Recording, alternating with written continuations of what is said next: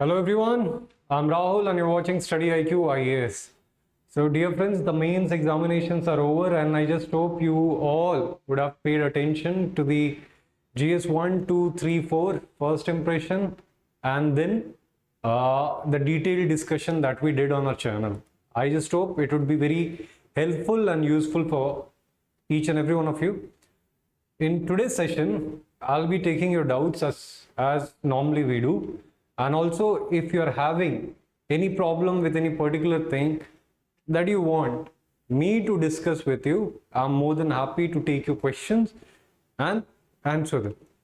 Anyway, regardless of what stage you all are in, like the first type of students who they would be the one who had not qualified the prelims. Now, second category of student would be of those who would have written mains this time, but their case would be a bit dicey. After giving the mains itself, they would have known that are they qualifying or they are not qualifying. And the third stage would be of those people who would have qualified, who would be pretty sure that they would be qualifying. So let us not talk about this category, all those people who have or seems to be qualifying, but still let me tell you, the marking scheme of UPSC is very dynamic. You do not know which optional is going to do great, which optional would get butchered. And at the same time, there is also a very great variance that we have seen across the marking of GS 1, 2, 3, 4. Anyway, one more information for you all. We'll be having optionals paper discussion on our channel. You can tune to that also. And at the same time, for all those people who would be giving their this compulsory language paper, so for all the English medium student to have this problem of solving the compulsory Hindi paper, we'll be having that discussion also on our channel by Sommama. Anyway, coming back to this thing, now here comes the stage where everybody would be on the same footing.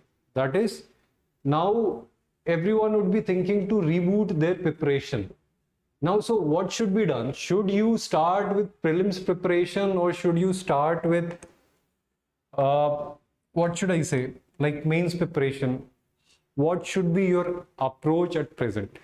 So I'll give you a, first of all, no matter how you're preparing, always remember this 3R, regardless if you're starting now on for prelims or with your main syllabus, or if you're having any other approach. That could be solving your optional papers or studying for your optional papers. So whatever it might be, always remember, always read, no matter if you're understanding or not, do not stop reading, because UPSC is one such examination where the syllabus is so vast, where the topics that have to be covered is so vast that you don't have to stop reading. Now, next thing is, if you are reading, just make it a point that you revise whatever you read. Because if you are not revising what you are reading at least once in a month, then believe me, 90% of the things you are going to forget. After this, the next thing is, when you have revised, you have to do active recalling.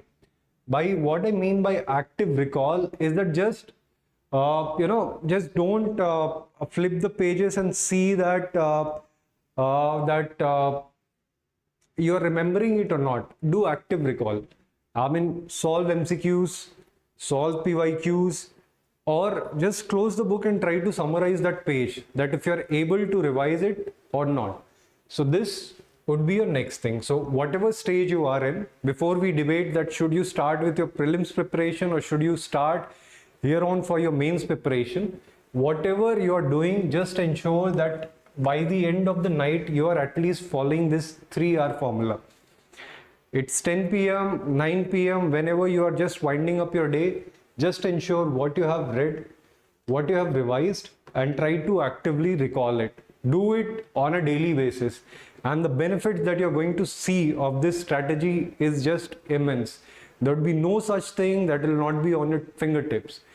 What it requires a repeated pattern. What kind of repeated pattern you can follow?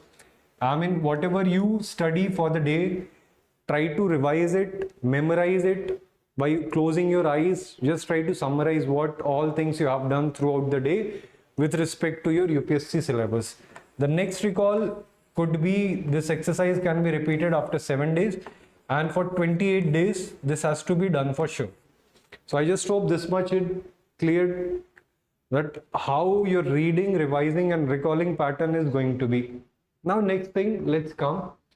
Should you start with your prelims preparation right now, or should you start with your mains preparation? So what approach should be taken? By mains I also mean optional. And most of the candidates, they go with this kind of thing. They start doing answer writing practice at this time. They start finishing their optional material, their basic NCERT, which correlates with the optional, start making notes, so that from Feb or Feb onwards, they can dedicatedly prepare for prelims and then sit for this examination. This is a very traditional strategy with which I don't have any issues, and it works for many people. So I'll tell you a better strategy here on. Just let me very quickly meet you all. Shalini Upadhyay is here. So Shalini, very hello to you. Raj gave 4 attempts or once appeared for interview, could not get final selection this year. I was so sure of getting. I'll also talk on this, like to how to manage the failures. Then we have Aarti Mathapatti. Sir, I want to give the first attempt in 2026, but I have not completed. This is exactly what I'm talking, Aarti. What you should be doing if you're preparing for 2026, what should be your approach? You are at the right place at the right time at present. What should be your approach? This is what we are discussing right now. Then Shalini, question is something different. Shalini, I will do my first attempt in 2027. Should I start my current affairs? Yes, you should definitely start your current affairs, but do with this strategy, read, revise and recall. Whatever you have done for the today, 1 week and 1 month, you'll be fine, Shalini. Next we have Raj is talking about silly mistakes, and then Rishi Pandey is here. So Rishi Pandey, no issues for being late. And then Mudassir Riaz is there. Sir, I am BCA student. How do I start my preparation for UPSC? So we are exactly talking about all those things that your people are asking in here. So let me come back. Given that I'm just assuming that most of you would be thinking of appearing in 2026. So what should be your approach? Like, should you start with 3 or should you start plus mains plus optionals? Now here I have a very interesting take. I always believe that any student who is preparing for, regardless of which examination, let it be UPSC, let it be your state PCS, or all those people who appear for banking examination, engineering services, any kind of examination that you appear, you should have your syllabus. Your syllabus is going to define your strategy. Now, here comes the catch. Now, this syllabus is covered in multiple ways. How it is covered? One is subject-wise. How it is covered subject-wise? For example, let me take the example of big 4 subject. Your history, your polity, your economy and your geography along with your current affairs. So this is the basic way in which it is prepared, along with other subjects, let's say science and tech, environment are also dead. This is normally how students prepare for the preparation. They prepare history, they prepare polity, they prepare economy, they prepare geography, current affairs along with this thing. Now next thing, if you'll see the syllabus of mains, your main syllabus is not divided in this way. History, polity, economy, geography, current affairs. It is not divided in this way. In fact, topics are spread all over. For example, just very quickly, let me take one example. For example, like your social justice, your social issues is in paper 1 or GS1. Now comes something similar. Your social justice part, it is in paper or GS, which GS? Can anyone tell me? It is in GS2. Now just 2 concepts or 2 subjects which are relating or looking very much alike, they are appearing in different GS paper. Same thing goes, let us take, for example, somebody is studying IR. Now, international relations comes in paper 2 also, and internal security, it comes in paper 3. So, for example, though these are distinguished, these are not similar, but still, like somebody is reading IR, GS2, and then internal security, it will be coming in GS3 part. So something, those subjects which are correlating or whose content you can write in one paper or the other. Just see the difference, how they are differing. One is coming in GS1, one is coming in GS2. So how you are going to prepare for it? How you are going to prepare for it? So what I will suggest each and every one of you, I'll meet you again. This is your homework for today. Take the syllabus and try to organize it. Try to organize it. For example, when you are reading modern history. Now, modern history, when you read, there comes two things. One, a part coincides with polity. For example, the Lakshmikant itself starts with the historical background, how our constitution came into being or how things evolved. And the other thing you study in history, history, they also talked about 1935 Act, they also called about bicameralism in polity and history both, like 1935 Act, August Declaration, each and everything, these things are there which are correlating at this place also, at this place also. So my point is, why you are going to study similar thing at 2 times? Now, what happens with this? Let me tell you what happens when you're studying the same thing at 2 places. For example, 1935 Act. You'll be studying this as history also, and you'll be studying it in polity also.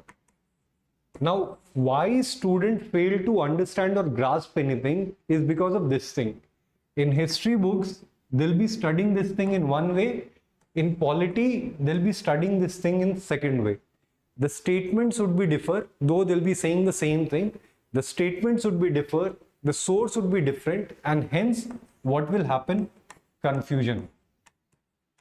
So practically, when anybody is going to ask you, tell about the 1935 Act, they'll be blank. Same thing goes in polity also. You have something like related to what happened, like how this Congress party was formed or how these things were formed. In history, you also have the same thing.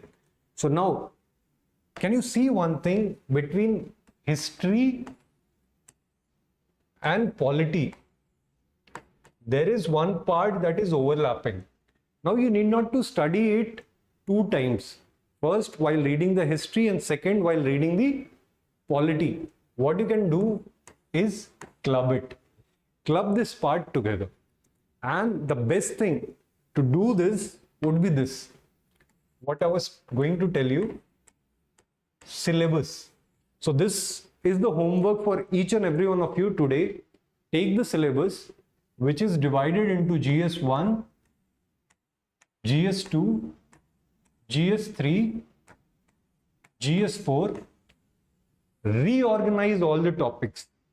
Reorganize all the topics under one big heading, heading 1. All those subtopics will go under heading 2, then heading 3. If required, you can keep on going on. So what will happen, all the syllabus that you have, it will have a skeleton, it will have a structure. And this thing, you have to do it for your own self. No matter if you're preparing for 2026, you're preparing for 2027, you have not prepared. And one person who was asking that I have been missing because of very silly mistakes. Why those silly mistakes are happening? Those silly mistakes are happening because of this reason only. You have studied the same thing at in two different subjects with 2 different sources, and hence the confusion is getting in your mind. When you will going to reorganize things, it will become very much easier for you to understand and grasp the things. So, social issues and social justice, you can club all the subject matter under one heading. So when you're talking about the security and the other aspects of India, You can have one part as the internal security, and in continuation, you can also talk about international relations, how these things matter or how these things action and reaction happens, one thing affects the other. So this way you are going to remember things better. So in the next session, I am going to give you a revised syllabus from my own side. That would be very much logically rearranged, which you're going to find it very easy. It will be divided to heading and subheadings. It is going to help you. So all of you who have asked me the doubts, who have asked me the questions, every answer to your question lies in playing with the syllabus. You have to play with the syllabus. For example, you are reading history. Let it be ancient, medieval and modern. So after you have studied modern, what should be the next thing that you should be starting? As soon as you enter the modern, I think you should start with polity part. Why polity part? Because polity would be correlating very much with the modern history that you have studied. The historical background would help you to study the polity better. Now, from polity, there is this thing, budgeting. In polity, you have to study how a bill is passed, what is budget, everything. There you can correlate with what? You can correlate with economy. You don't have to study each and everything in a separate manner. Once you have come on budget, you can cover all those aspects of national income and everything under the same heading. So everything that you'll be reading or trying to remember, it will be in one flow. So whole UPSC syllabus for you will become a journey that will be there in your mind like a story. We remember stories far more easier than we remember abstract informations. For each and every abstract information, you have to remember things differently. But for a story, it is not going to be a problem. Now, once you have studied economy, so economy you can cover with what? Human geography, because it has got elements of, it also talks about per capita income, how human settlements is there, what affects the human settlement, industries and each and everything.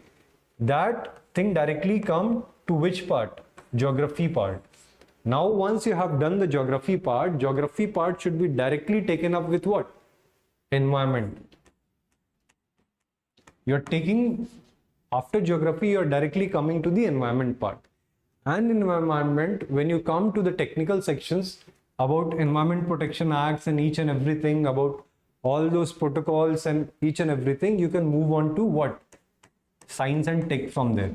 So you see, it becomes a whole one story, a whole one journey where you'll not have to repeat things in different manner, which will be causing you confusions. So do this exercise for yourself, each and every one of you, whomsoever is watching. Once you are done with this exercise, we'll be comparing. I'll just try to have a Zoom meeting with you all. So where I'll be presenting you my flow, reflow of the syllabus, rather I should say, and I'll also take your inputs in what way, in what order you have reorganized the syllabus. So dear friends, let me very frankly tell you, all of your doubts that you have taken, unless and until the syllabus is on your fingertip, and the syllabus is going to be on your fingertip only when it will be in a story form, when it is flowing in a fluid manner, then only it will be on your fingertips. And once the syllabus is on your fingertips, prelims, mains becomes very easy to tackle. Okay, so let me take few more questions. Razia is asking which college is best in Delhi graduation with IAS. Razia, that would depend what would be your stream. And Rajshekhar is asking, sir, I'm in 12th but want to chase first attempt. So how do I do with my self preparation? Same thing, Rajshekhar, for you also. Take the syllabus, study the syllabus and start studying from the syllabus by reorganizing it. Try to reorganize the syllabus, study from the syllabus, you'll be done. Which college is best in Delhi graduation? Razia is asking again, and Razia, that will depend what branch you are taking, what stream you are taking, what courses you are trying to take. Okay. And Rishi has something. First you see syllabus, then start preparing for an UPSC. Otherwise your time, everyone will. Okay. So Rishi Pandey is very much agreeing with this thing, whatever we have discussed. So my dear friends, I just hope this session was useful for you all. So remember your homework. If you are done with your homework, you can, write your this flow, the syllabus reflow that you're going to draw in the comment section itself. I'll pick it up and I'll discuss with you. At the same time, in my next session, which I'll ensure that it happens at this time, I'll show you how to reflow the content, how to reflow the content of the syllabus so that it becomes very easier to remember. So I just hope, friends, this was a good session for you all. External affairs books, sir. Okay, sources we'll discuss in the next class. Anything related to whatever we discussed right now, you can let me know. And finally, my dear friends, each and every one of you in the chat section, keep preparing, keep working hard, and just make a start. Just make a start with the syllabus. You'll be there. We are always here on this channel with strategy and other things to help you out. And if you require any other thing in the form of syllabus, in the form of books, in the form of material, just do it in the comment section. I'll just ensure it's uploaded in our app on our website for free. So no issues. You can, at the same time, you can prepare with the Alok sir's video, Praveen sir's video. Randhir sir would be coming up with geography videos on the channel. So you can keep on learning with that. Okay. So this much is enough for today. I'll take your permission. Thanks a lot for joining me. I'll see you again, meet you again. Till then, keep studying, keep working hard, and keep consuming, like I always said, good and great content.